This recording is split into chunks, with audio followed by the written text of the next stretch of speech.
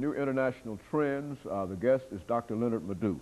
Dr. LMadu4, over the last couple of segments, you've given us some excellent information dealing with the new international trends with special emphasis up on China.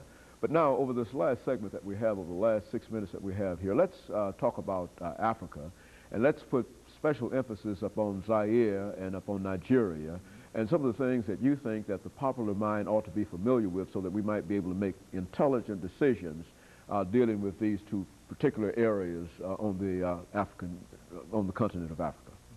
Well, the problems in Zaire now as old as the country itself, you know, since the country became independent in the 60s from Belgian colonial rule, it has faced numerous chaotic situations. From 60 to 64, when that country, you know, was convulsed with internal political problems following the death of Patrice Lumumba, you know, and the rise to power of General Mobutu in the 60s. You know, Congo, as it was called, you know, became synonymous with anarchy and chaos until 1965, you know, when General Mobutu took over, became president, you know, and crushed the secessionist movements and changed the country, its name from Congo to Zaire, and then introduced a policy of authenticity, you know, when forced people to change their names to conform with African realities. Since then, he's been in power, you know, until this rebellion started last October as a result of some political infighting, both in Zaire itself and outside the borders. You know, the current leader of the rebellion, Laurent Kabila, has been there before. He's been there more than 3 times before. In fact, he was one of the rebel leaders against Mobutu in the early 60s after Lumumba was assassinated. He's from Shaba province in Zaire, and he's leading the Democratic Alliance for the Liberation of the Congo, so-called. But really, his movement is financed and orchestrated by 3 African countries and their leaders who have some animus against Zaire and Mobutu, specifically Yoweri Museveni, president of Uganda, who, in a way, he's a Hima, who are related to the Tutsis. Then across the border in Rwanda, Paul Kagame, you know, who is the vice president who really runs the country, wants the refugees to get out from his borders, you know, the Hutu refugees.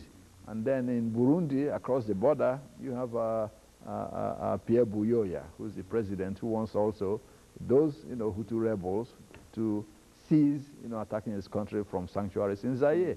Then, of course, Angola, because, you know, during the 70s, when Angola was fighting for its independence, I mean, when the rival groups in Angola were fighting, Mobutu was a conduit for CIA money and arms to 2 other groups, the FNLA and also the UNITA.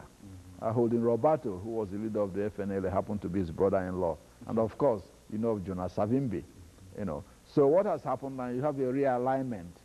You have Rwanda, Burundi, and Uganda supporting, you know, the rebels to take over. And then you have Savimbi, who has been under pressure in Angola himself, sending troops to help Mobutu, who has been financing him. You see? So, but really, the catalyst that started the present movement came as a result of an order issued by Zairean authorities in the Kivu province to deny citizenship to Tutsis who lived in the area. They've lived over there for about 300 years. So that was the catalyst, really. But this has been planned for long by the governments of Uganda, Burundi, and, you know, Rwanda, because... Well, Dr. LMadu4, all of this seems to create a foundation for nothing but chaos. How do you, and what are some of the solutions over the next 2 minutes that we have of getting out of that kind of situation? I mean, how do you see the outcome of all of that? Well, I think inevitably 2 things will happen. Either Laurent Kabila and his group take over the government of Zaire, or there will be a negotiated settlement and a broad-based coalition government. Mobutu just appointed Etienne Tshisekedi as prime minister, who has, you know, he has a broad popular support around the country, in place of the former premier, Kwengo Wadongo, who was accused of having Tutsi sympathies because one of his parents happened to be Tutsi. You know, however, that relates to the Nigerian problem. You know, last week, to say specifically, there was a local government elections in Nigeria that will lead to, you know, a handing over by the military to an elected civilian democratic government next October. This is very significant because that has been one of the reasons why the United States government has failed or refused to certify, Nigeria, as you very well know. So this is a movement in the right direction. While some people are still calling for the reinstatement of the cancelled elections, one has to understand that there's no going back now for the Nigerian government because the government, including people like me, see it as a double, game being played by Western countries when it comes to Nigerian democracy. Very good. Dr. Madu, let me, over the last 15 to 20 seconds that we have here, thank you for bringing us that excellent information about the new international trends, Africa and China, with special emphasis upon Zaire and upon Nigeria. And let me encourage our audience to tune in again next week for another informative edition of Comments. Thank you and good morning.